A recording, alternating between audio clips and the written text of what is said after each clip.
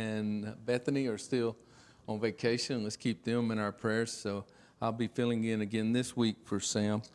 We'll be picking up, I want to go back to Matthew chapter 5.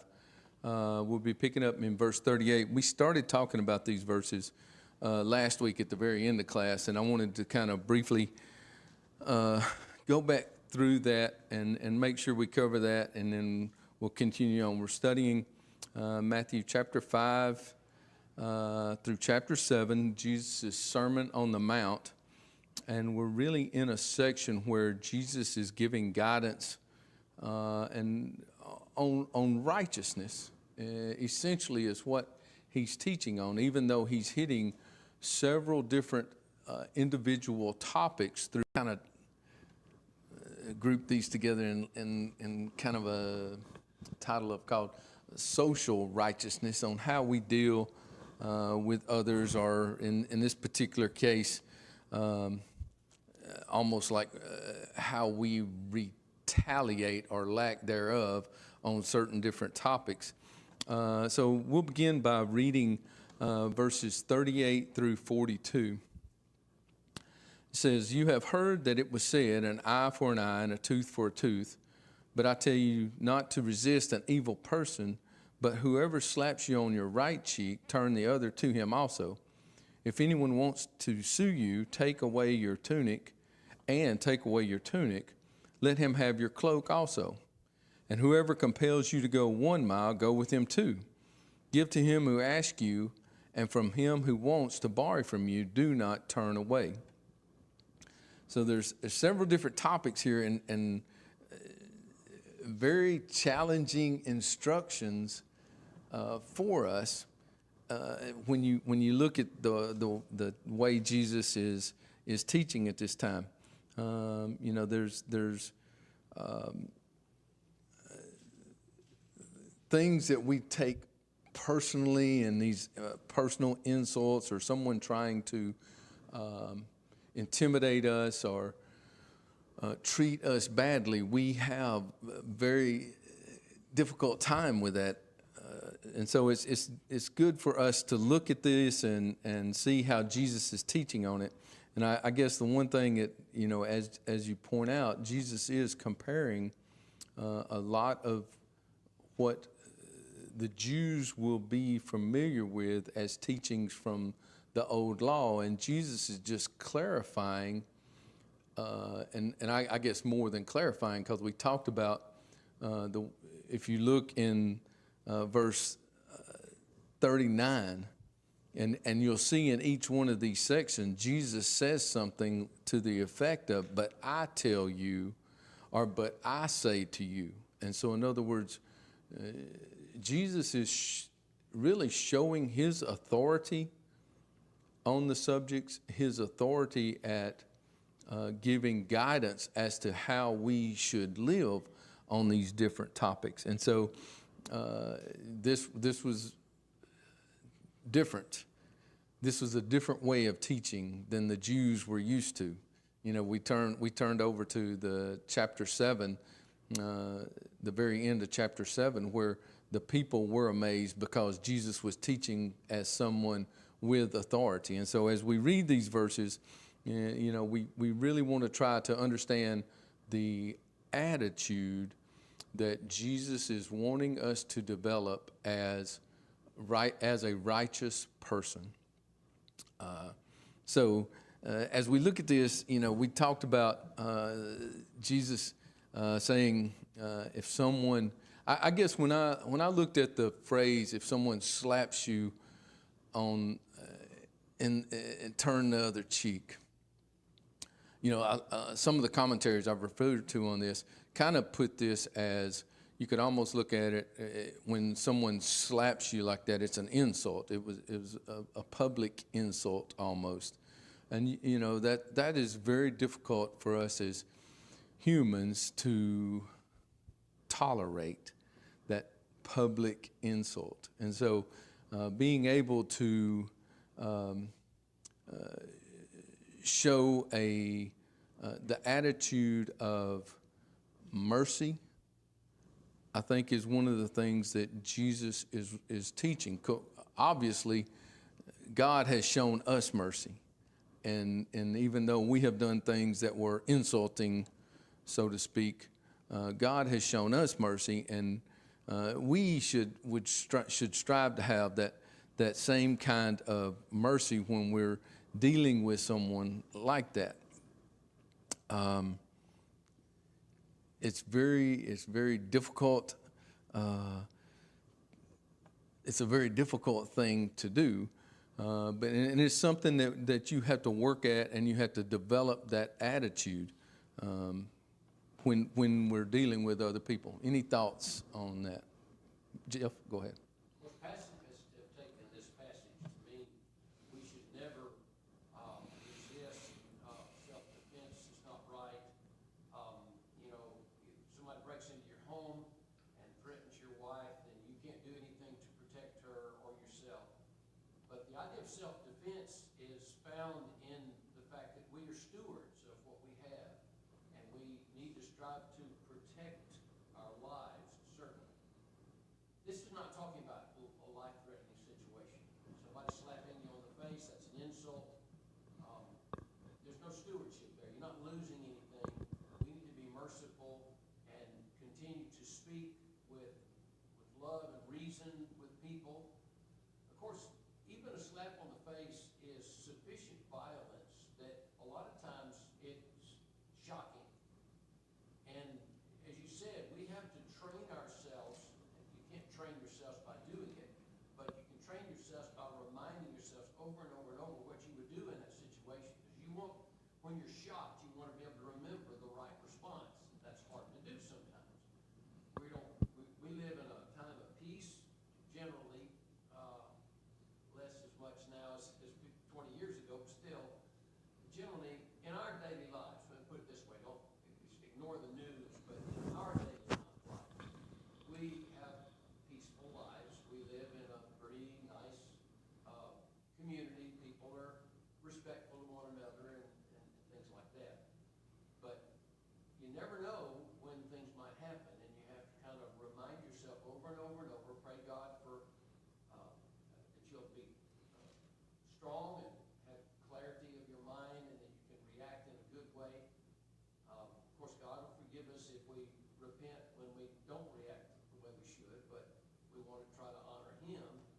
And keeping God in the forefront of your mind is the best way to handle yourself in unpredictable situations or things you don't expect.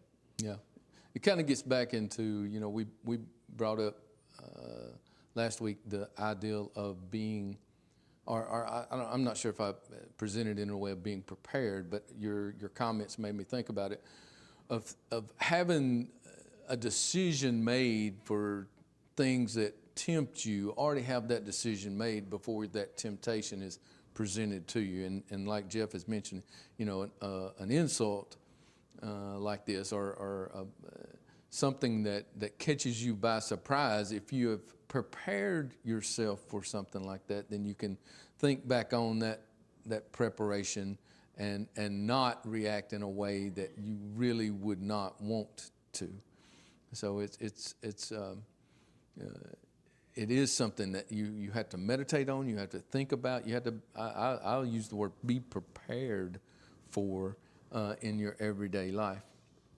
Something occurred to me that will help you kind of prepare yourself for the unexpected is to be a more calm driver.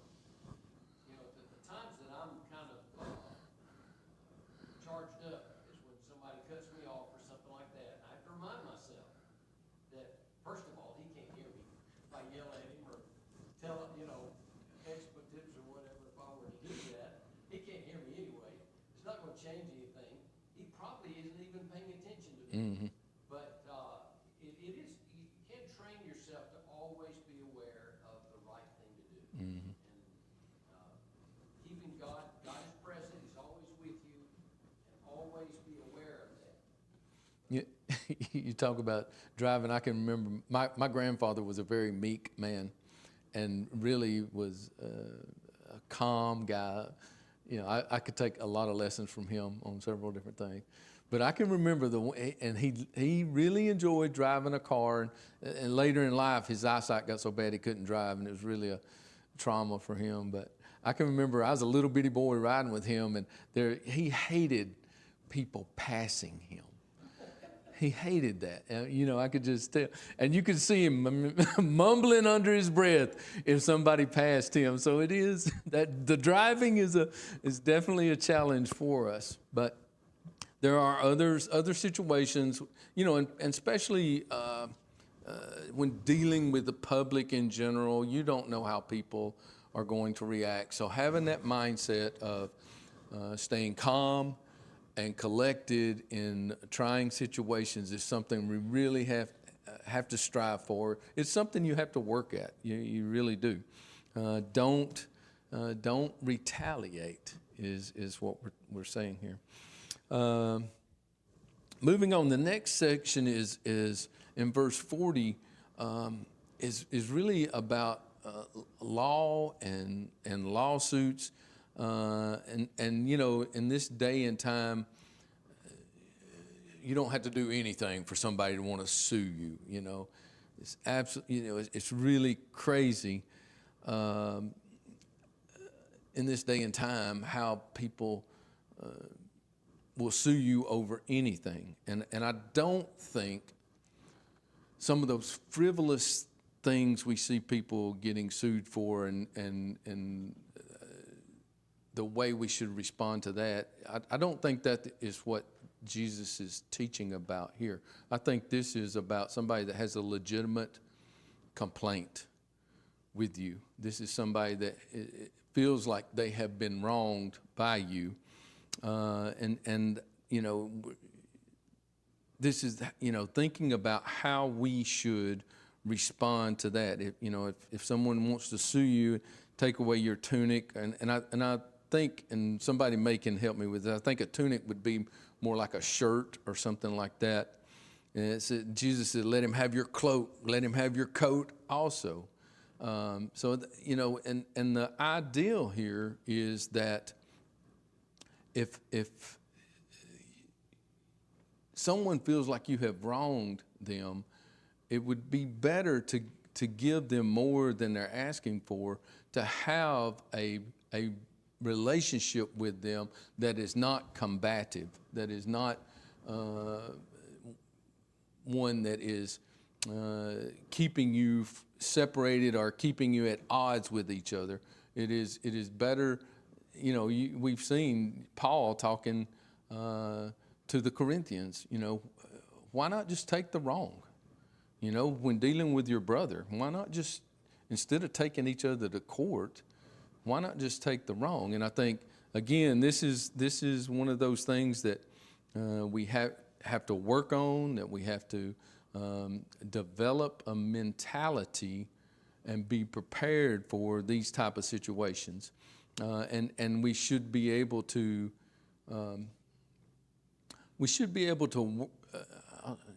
work with someone to avoid these types of situations. Now, not in all cases. There are people that if they feel like they've been wrong, then man, they're going to just press the issue, and then this is the case where we really have to find the patience, and I'll go back to that word of mercy, where we try to understand the other person's point of view, and be understanding with the attitude or the mentality that they're using. But it's very, very difficult. Any thoughts on that, Jeff? Just because something is unfair doesn't make it sinful. We often equate what we perceive to be unfairness as a sin. And we obviously, we're always going to be prejudiced to ourselves. I mean, that's the way God created our minds to work in our lives. We have to fight that, but the tendency is going to be to see things from our perspective, and we're going to often disagree with other people about what they think the sentence ought to be, and for our wrong. And what we just need to do is give them what they want and make peace with them, so that stripes against us. Recognize that whatever you lose in life, God can replace time and again. It's, if this is something we need, God has promised to take care of us. We don't have to worry about that. So we don't need to fight, or a lot of times it comes down to perceived self-respect. And we need to recognize that we'll get a lot more respect from God and appreciation from God if we will count the relationship we have with our friends and our family members as more important than the things we have. Yeah, I think that's the idea that Jesus is trying to get across. I guess I go back to that thought of being able to show mercy and us having a righteous attitude and being more concerned about the relationships that we have versus the material things that we have.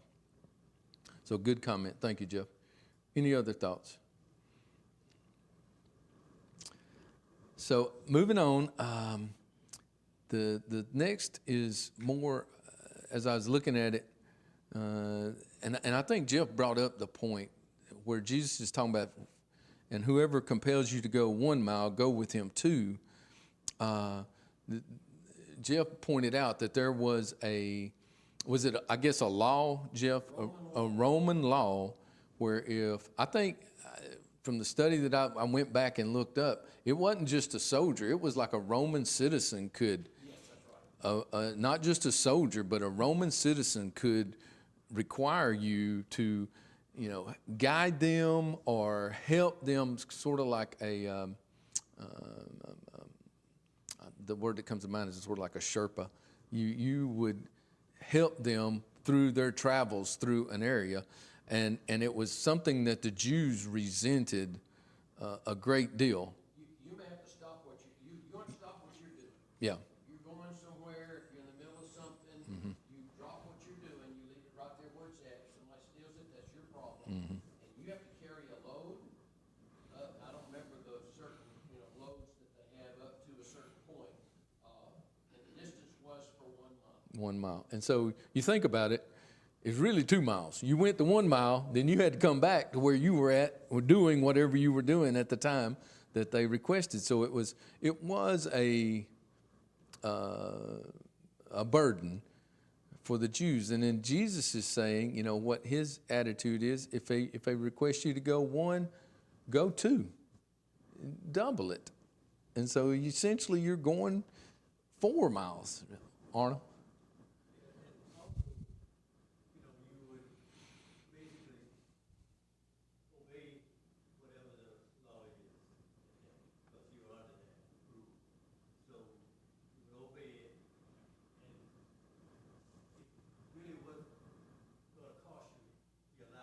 Mm-hmm.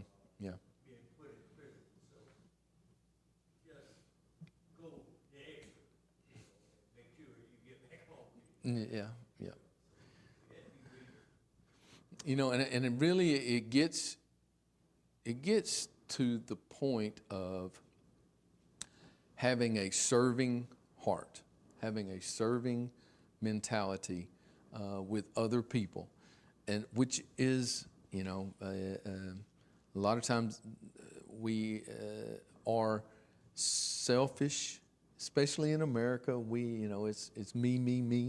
We have that attitude, and I think Jesus is really trying to teach the Jews something that they resented so much having to do.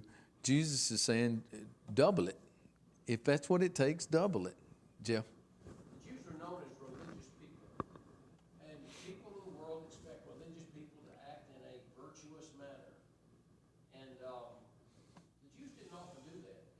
They were envious, they were political, they were backstabbing, they were just as selfish as anybody else.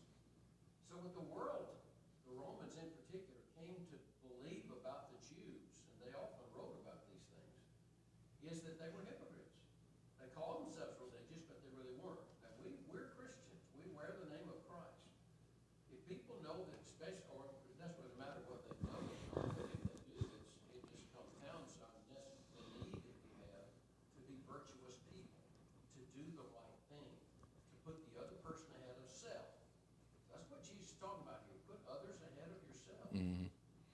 Yep. And as we're going through this, you see that even in the next verse, putting someone ahead of yourself.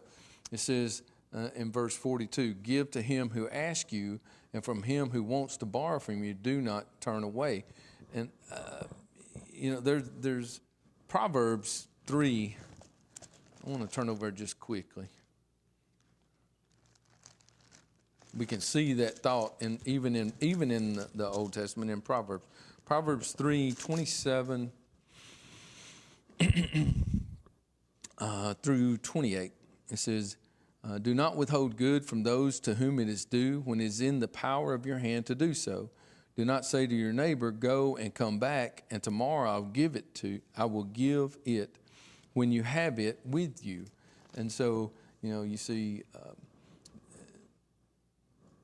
Solomon saying, if it's within your power to do something for somebody, then do it. I did go ahead and look at, I think there is a principle. Let me put it that way. I think there is a principle, too, where we have to use good judgment.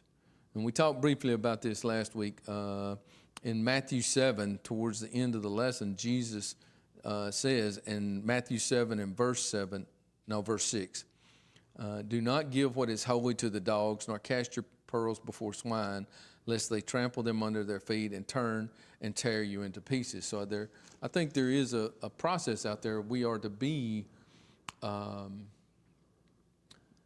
diligent and use wisdom when we are trying to help someone out. It's not a matter of just giving someone their desires. We're giving them what they need. If it's within our power to give them what they need, then we should try to do that. A lot in our society, it's very easy. We have so much. We really do. We have so much. It's easy to get greedy with what you have, and we have to really guard against that as Christians. It's something that if you're not careful, you'll get greedy and you won't even realize what you're doing, Jeff. What a statement it is about how God blesses you when you can be generous with others and give them what they need and still be fine. Yeah. That's a statement of how God has blessed you. What does it say about a fellow who's stingy? I guess doesn't bless him, but he doesn't have much. Or he's greedy. Either stingy or greedy, one of the two. So it's a statement of how God has blessed us. And when God gives us all the things he gives us, and then we're stingy, that makes it seem like we're ungrateful. And I think you can do we trust God? I think it turns into a thing of trust. If I've got this now. If I give it away, I'll never get anything back. I'll be destitute the rest of my life. That's the kind of attitude we really want to guard against developing in our lives. So before we move into the next section, I think really this section here, Jesus really is contrasting how what he's trying to teach the people versus what they were seeing or what they thought they were seeing in the Old Testament. Jesus is telling them there is a more righteous way of living than the attitude that the Jews had at the time. And so this is probably a very stinging. This is a very pointed lesson that the Jews are hearing now. And this is probably part of the sermon where the Jews really were thinking, he's teaching with authority. He is teaching us something that we have not heard before. So any other comments before we move on to the next section here? So we'll pick up in verses 43. We'll read verses 43 through 48. You have heard that it was said, you shall love your neighbor and hate your enemy.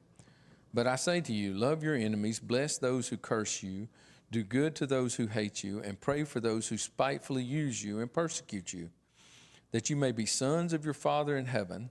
For he makes his sun rise on the evil and on the good, and sends rain on the just and on the unjust. For if you love those who love you, what reward have you? Do not even the tax collectors do the same? And if you greet your brethren only, what do you do more than others? Do not even the tax collectors do so? Therefore you shall be perfect, just as your Father in heaven is perfect. So another challenging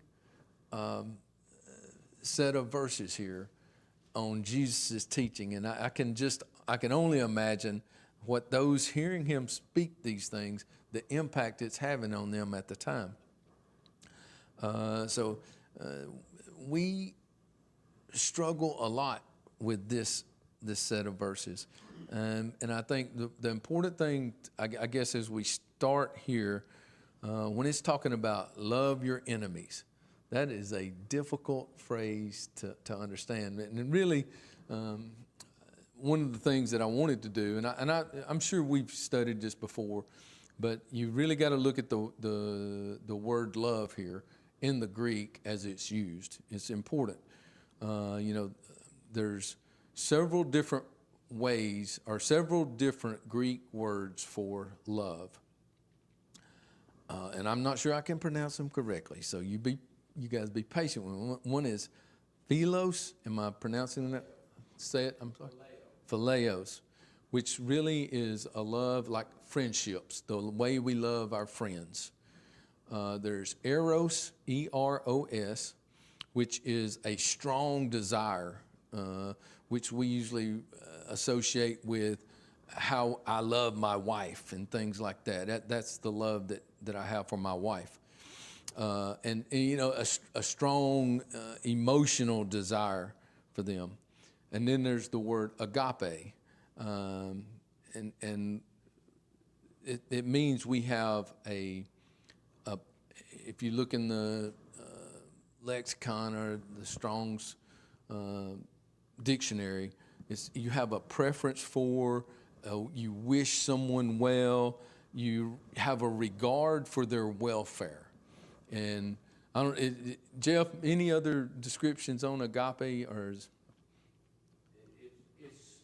it's the kind of love that Jesus exercised yeah. when he died on the cross. Yeah. That's the best definition. Yeah, you'll see when you're reading text about this, it's the kind of love God had when he sent Jesus to the earth to die for all sinners. That's the love that we're talking about. I think the regard for the welfare of another is a good definition. So with that in mind, then we get back into, you have heard it said, you shall love your neighbor and hate your enemy, but I say to you, love your enemies. It even says, bless those who curse you, do good for those who hate you, and pray for those who spitefully use you and persecute you. If you think about it, it's really hard to have bad thoughts or intentions for someone you're praying for. So this is, Jesus telling the people here, pray for your enemies, is as much for helping them as it is to help you have the right attitude towards your enemies. It's hard for us to pray for someone that we dislike. And so if we, I think, take this literally for a second, pray for those that trouble you, those that are trying to wrong you, then that can help us develop the attitude that we need to have towards other people. Any thoughts on that, Jeff? Jesus is trying to conquer hate here. So when you are good to other people, you do a good deed for someone, right now you hate them, but you're going to do this. You muscle yourself in your mind to do this good deed. Particularly if you're supplying a need. Okay, I'm not talking about just doing something that means nothing, but something that matters to them. When you're filling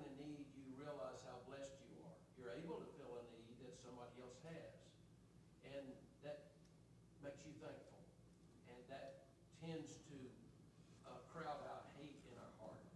When you pray for somebody, your prayer places you a little bit in the same mood God was in when Jesus said, Father, forgive them, for they don't know what they do. So these things are intended to change us. They will have an effect upon a lot of people whom we hate because they did us wrong or something like that. Maybe they're our enemy for no reason. It's unfair, but we're going to pray for them and we're going to do good to them. It's really designed to change our feelings about the matter. We should not hate people. Okay? It doesn't matter. I'm not saying that there aren't people that may be deserving of hatred, but God doesn't want his children to be that way. Any more than we would want our children to be that way. We generally would not want our children to do that. So sometimes these things help us to get out of our feelings and to think more from God's perspective, and it's to help us grow and be better people ourselves. Yeah, I definitely think it is to help us understand the mindset that we have when you see Jesus referring to, bless someone and pray for them. That's for our benefit. That's for us to understand the attitude that we should have. It goes on in these verses to show the attitude that God has, and that the sun shines on the just and the unjust, the rain on the just and the unjust. God is given all this to everyone, and so we should have that same mentality when it comes to dealing with people that are lack of a better term, difficult maybe to deal with, even though we think they should not deserve it. We've got to overcome that thought process. Arnold?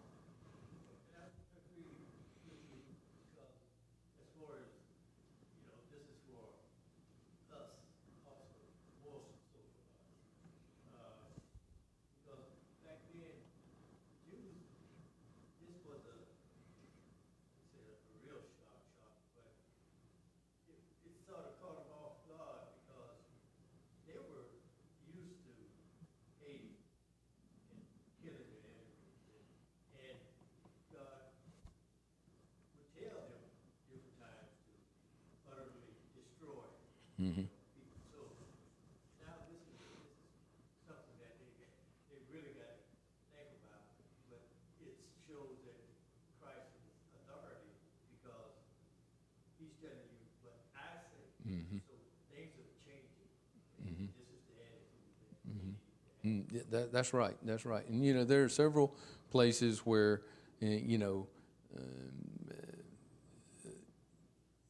the Jews were told to avoid, the Moabites. They wouldn't help you when you were coming out of Egypt. Stay away from them and disregard them. So we see plenty of examples of that, and so that's what the Jews were used to the religious leaders preaching or teaching, and then Jesus comes along and is telling them, to love your enemy, to do, bless your enemy, pray for your enemy. It's a very difficult thing. As you go on down in the verse, it does kind of show you that what Jesus is teaching on is meant for the listener instead of doing, I don't mean instead of, he's not really teaching about helping your enemy. What he's trying to teach on is the attitude that we should have. Is in the later verses, it goes on to say, if you look at verse 46, for if you love those who love you, what reward have you? Do not even the tax collectors do the same? And if you greet your brethren only, what do you do more than others? Do not even the tax collectors do so? So he's saying, the attitude that you have is you're not any better off than any others if you do that. It's just a tit for tat type of relationship, and that's not what Jesus is teaching about. It goes on to say in verse 48, therefore you shall be perfect just as your Father in heaven is perfect. If we have the attitude of loving our neighbor, that agape love for our neighbor, for our enemies, then, it says you can be perfect. And I think in this verse, that perfect, we know that God is complete in his love. We have seen the examples of his love for us. And so we can be complete as Christians if we love in the way that God has shown love for the world and for man in general. So any other comments on that, Jeff? I do. He brings up tax collectors here, makes me realize that people there at that time were prejudiced against tax collectors, all of them. However, to be fair, apparently tax collectors were pretty ruthless.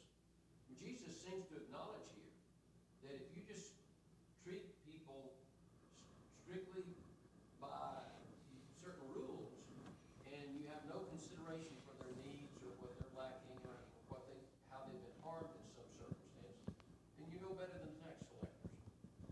But then he turns around and criticizes the two that went up to pray at the temple in Luke 18, the Pharisee and the tax collector. He went into the homes of tax collectors. He was criticized for allowing tax collectors to hang around tax collectors and sinners and things like that. What Jesus is fighting is prejudice. When you look at a person because of his occupation, in our day and time, maybe because of the clothes he wears, the color of his skin, the kind of car he drives, the neighborhood he lives in, there are a number of ways that we tend to be prejudiced against people, and we have to fight that. Because there may be some, in fact, this is most of the time true, not everybody of any certain qualification, whether it be job or whatever, is going to be that way. Even if most of them are, it doesn't give you the excuse to be prejudiced against all of them. So be wise, don't, what we want is we want little shortcuts. And a shortcut would be everybody who looks like that, everybody who does that, everybody who has that is bad. That's the way we learn things when we're kids. For instance, parents tell kids don't talk to strangers. And yet you want your child to be a friendly person. So a lot of times you have to teach them to be, as they get older, a little more discerning. Yes, you can speak to a stranger, but just be careful and be mindful of the danger and things like that as they get older. But we shouldn't be childlike. We need to be adults. We need to judge a man by the merits of his character and always remember that he has a soul. And if he's willing to listen and consider changing, we need to help him do that. It's funny that the example that Jesus is using is comparing someone to a tax collector, because they were ruthless and crooked, and they had a very bad, deservedly so, they had a bad reputation because they usually were on the take for the Roman government. But I mean, Jesus is really, if you think about it, Matthew was probably a tax collector. So, I mean, here he is in the inner circle of Jesus and his teaching. So, I mean, Jesus is kind of showing you the example that he is talking on right here. So, good thoughts. Okay, our time is up. We'll stop right there with verse 48. Pick up. Sam should be back next week, and we'll pick up with chapter 6 in Matthew. Thank you.